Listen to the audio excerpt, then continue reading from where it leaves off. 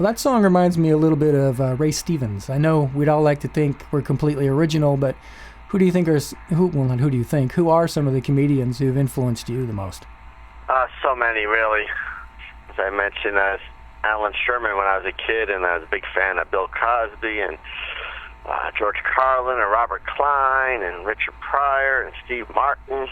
But yeah, I didn't know about Ray Stevens much when I was young, but definitely he had a few hits I knew about. Well, you've appeared on both the Johnny Carson and Jay Leno versions of The Tonight Show. Which did you enjoy more, and what were the main differences behind the scenes? I enjoyed them all, but Johnny Carson, that was really special back then. And my first Tonight Show, I really killed, and all kinds of stuff happened. I got signed with William Morris Agency, and I did 3 Johnnies. Jay's great to do too, though, and that was more recent, so that that was pretty exciting too. And he's more casual, Johnny's off somewhere you never see him much, And Jay will just come into your dressing room with you, hang with you before the show. Right. So different styles. Well, for Johnny, after all those shows he did, I'm sure he was a punch clock kind of thing for him. Punch in, do the show, punch out. He was cool. He always called me. I didn't get to sit on the couch ever with Johnny, but he would always call me over to the desk when we went to commercial and shake my hand and say some nice things. When they taped that show, did you ever feel yourself, I almost said a profanity, but I pulled back? No, everything is so memorized for those shows. Did you just focus on the studio audience? Did you think about the TV cameras at all? No, studio audience. Yeah.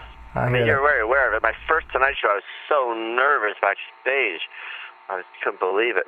And I kept saying my first line over and over just to make sure I could get started. On the Jay Leno show, I had given them my cue for when I was finished, my last joke, right? And I guess I said something slightly similar to that before the end of my set.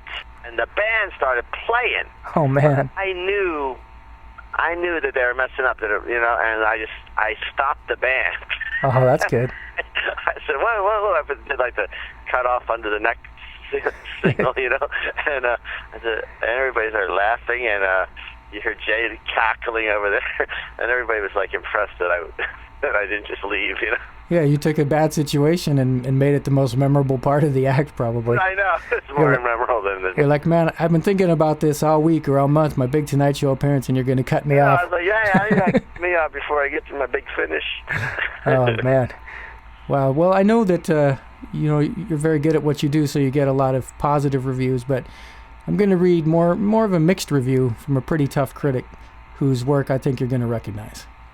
Here goes. Sean Morey performed at my birthday party, and frankly, I found his Harry Potter to be quite lame. His tired wand and spell jokes were derivative and sophomoric, but he did buy a good cake, however. Does that ring a bell with you? Yeah, actually, I said that. My daughter said that on my website, but I wrote that. But it is sort of would be something she would say. She's a tough critic. She likes to say, "That's not funny." I think the tip-off was derivative and sophomoric. That's maybe a little over her age range. She could deliver that. She's funny. She's a little ham. She actually opened for me one time. She did 6 jokes and introduced me. Well, since we're talking about family, were your parents supportive of your decision to go into comedy?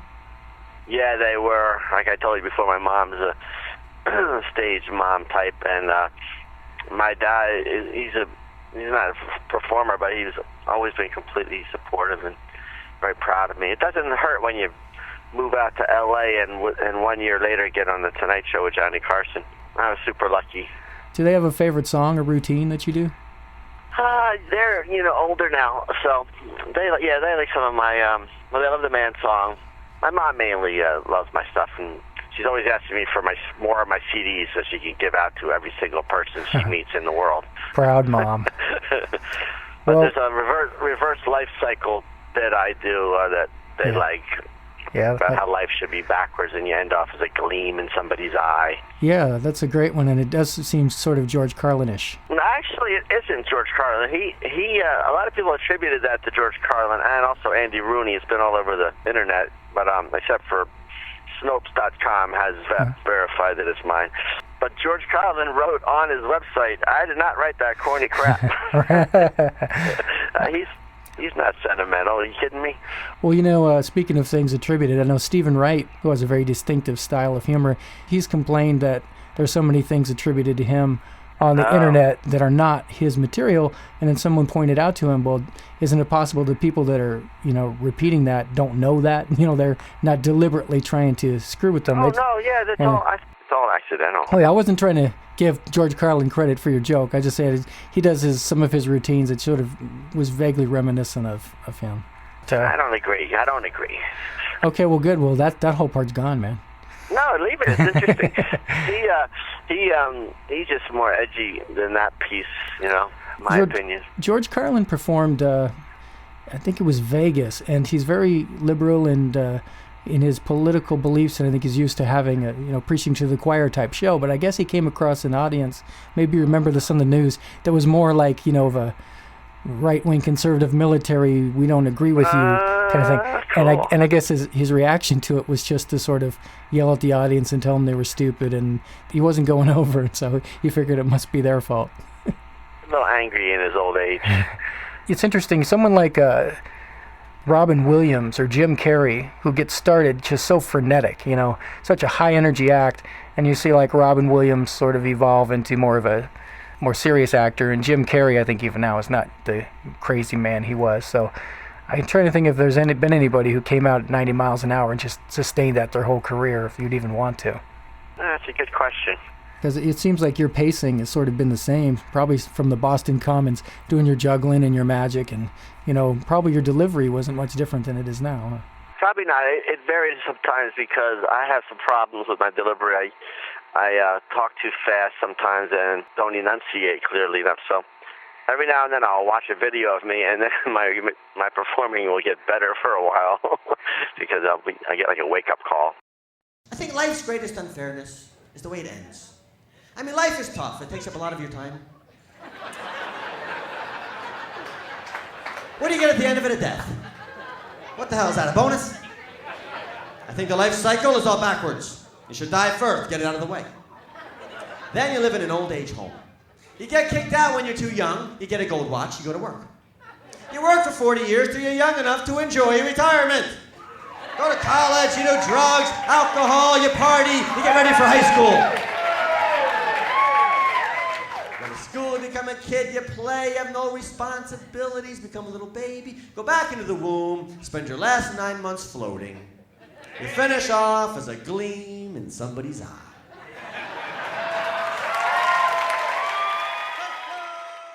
Have you ever, been on stage and just drawn a complete blank and just stood there? You couldn't remember a joke, couldn't remember a song? You know what happened the other day? I forgot the man song. Oh, no. It was so weird because, I play that every show, and what happened? It made me forget. I think it was because I stopped in the middle and made a joke or something, and I couldn't get back started for a minute, and it was really weird. And then I realized I don't really know the man song. I mean, if I think about it, I have to start from the beginning again.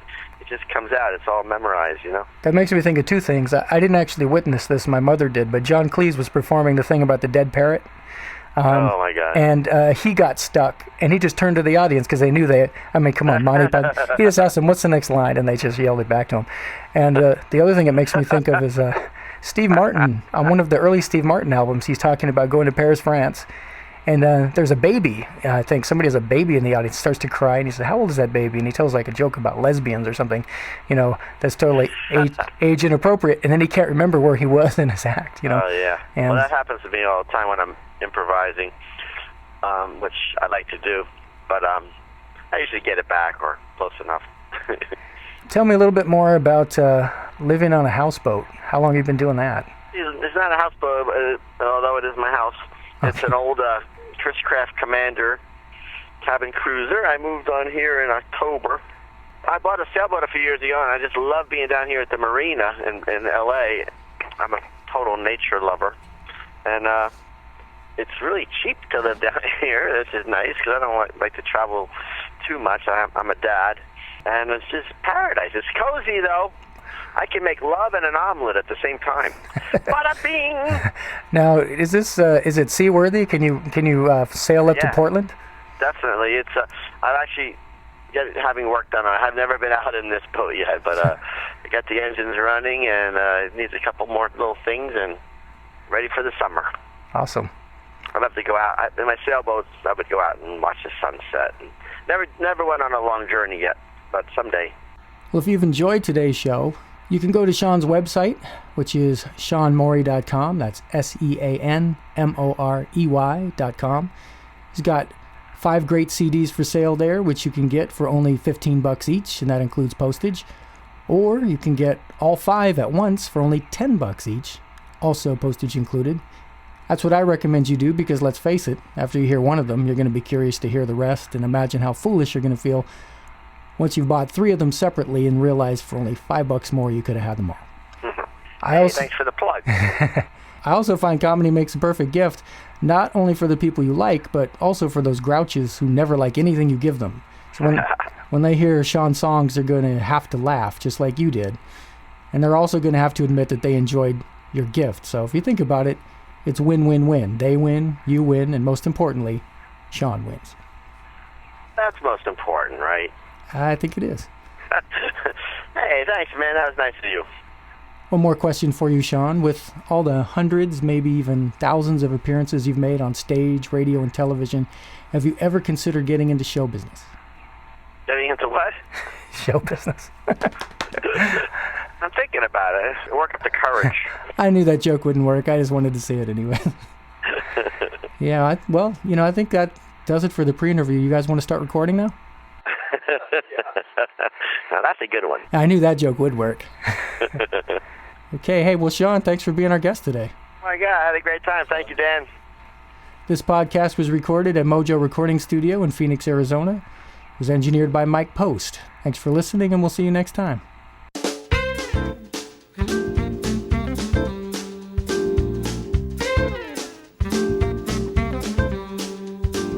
Ladies and gentlemen, the man song. He's the man. He's the man. I don't take no crap from anybody else but you. I wear the pants around here when I finish with your laundry. Cause I'm a guy you don't want to fight. When I say jump, you say yeah right. I'm the man of this house until you get home. He's the man. He's the man. What I say goes around here right out the window. And I don't want to hear a lot of whining, so I'll shut up. The sooner you learn who's boss around here, the sooner you can give me my orders, dear. Because I'm head honcho around here, but it's all in my head. He's the man. He's the man. And I can have sex anytime that you want. Cause I'm a man who has needs, but they're not that important. And don't expect any flowers from me, cause if I'm not mistaken, you prefer jewelry. I'm the king of my castle when you're not around. He's the man. He's the man. And I'll drink and watch sports whenever I want to get in trouble. And I'll come home when I'm good and ready to sleep on the couch. Cause a man's gotta do what a man's gotta do, and I'm gonna do what you tell me to, because I'm top dog around here, but I've been neutered. He's the man. He's the man. You the man.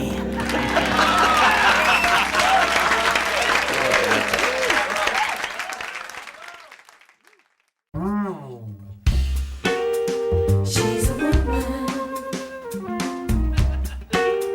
She's a woman. Ladies and gentlemen, the woman song. She's a woman. Yeah. She's a woman. I am woman, hear me roar if you don't open my door. I can do anything that a man can do, but I don't have to. Oh, the female sex has a lot more class, unless we're looking at a male stripper's ass. I'm a 21st century gal, but I can't set my VCR. She's a woman. Yeah. She's a woman. Well, I am not your hooker, but you're still gonna pay. Cause sex is a special thing and a darn good weapon. Because my body belongs to me until I get dinner and a movie. I don't sleep around until I do a credit check. She's a woman. Yeah. She's a woman. And I have a mind of my own, which I change every 2 seconds. And I'm not afraid to ask for directions, cause I can't fold a map. And I stand behind my man, so I can nag him as much as I can. And I can fight in combat, but I can't kill a spider. She's a woman. Yeah. She's a woman. And I never tell a lie, but I will fake an orgasm. Cause I am the real McCoy, except for my boobs and my face. And I don't take drugs and I don't drink booze, but I am addicted to buying shoes. And I'm very proud of my age, which is none of your frickin' business. She's a woman.